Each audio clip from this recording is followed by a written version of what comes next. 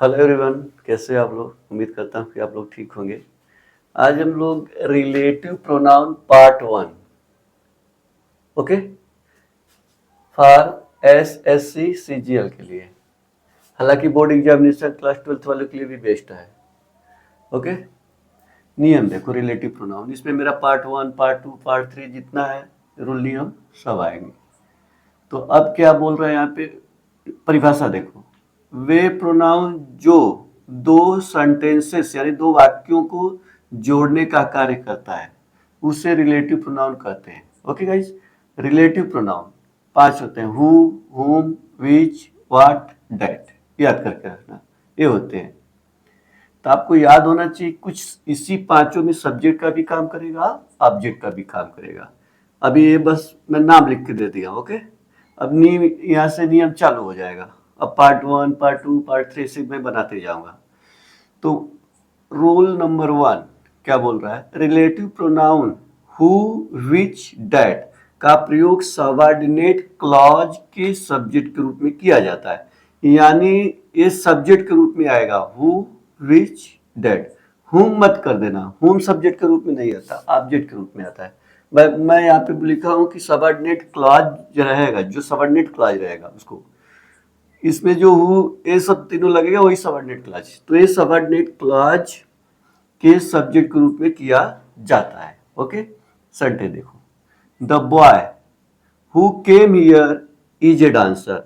वो लड़का जो आया, ये क्या है, विच। विच जो है ए एंटीसेडेंट इसको बोलते हैं।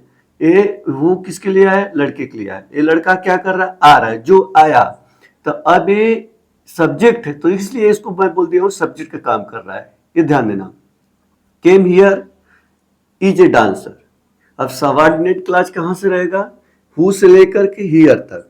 ये subordinate clause, who came here subordinate clause, principal क्या क्लॉज क्या रहेगा, the boy.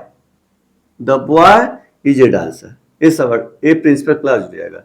The boy is a dancer principal clause, subordinate clause who came here subordinate clause.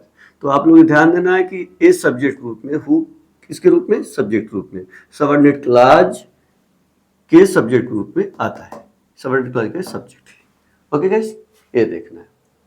अब दूसरा है, I bought a pen which was costly. मैं एक pen खरीदा जो महंगी थी। ओके, विच पेन के लिए, नॉन लिविंग के लिए ध्यान देना। पेन, पेन के बारे में बता, जो महंगी थी, इसके बारे में बात हो रही है, पेन के बारे में, इसलिए सब्जेक्ट के रूप में। ओके गाइस, और देखो, this is the same man that deceived me. यह बिल्कुल वही आदमी है जो मुझे धोखा दिया था। ओके गाइस, ये तो ए मैन क्या किया था, the man, the same man that, यही मैन क्या किया था, मुझे धोखा दिया था। ओके, अगला अब देखना, ये देखो डैट। अब हम लोग और आगे देखते जाएंगे कहाँ पे डैट लगेगा, कहाँ पे हु लगेगा। इसका भी नियम ये नहीं कि कहीं भी उठा के आप लोग हु लगा दो, ऐसा नहीं है। द सेम दिखेगा तो डैट लगाओ, हु मत लगाना। उसके लिए मैं और नियम उस पर जाते जाएगा, आगे लेके जाऊंगा तो आपको समझा दूंगा। तो this is the same man that deceive me. यह वही आदमी है जो मुझे धोखा दिया था। ये मैन धोखा दे, जो सब्जेक्ट के रूप में। आई हैव ए वॉच, मेरे पास एक घड़ी है, विच गिव्स करेक्ट टाइम, जो सही टाइम देती है। ये घड़ी विच किसके लिए, सब्जेक्ट के लिए, जो सही टाइम देती है। ओके, अगला, दिस इज द बॉय, यह वही लड़का है जो शोड मी, मुझे दिखाया था ये पिक्चर। यह वही लड़का है, ये वही जो, ये सब्जेक्ट के लिए, जो ये सब्जेक्ट के लिए, जो मुझे दिखाया था एक पिक्चर। ओके, अगला, आई गॉट ए पेन, मैंने एक पेन पाया, विच जो, विच वाई लॉस्ट यस्टरडे, जो कल खो गई। ये पेन क्या हो गई, खो गई।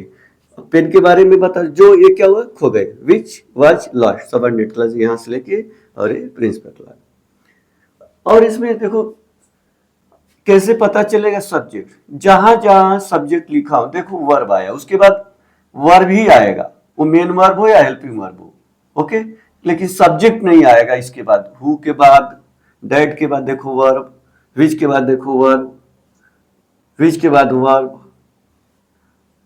द बॉय है तो देखो हु के बाद वर्ब, यही है। अगर सब्जेक्ट के काम करेगा तो हु के बाद तुरंत हेल्पिंग वर्ब या मेन वर्ब आएगा, ये पहचान है। Okay guys, take.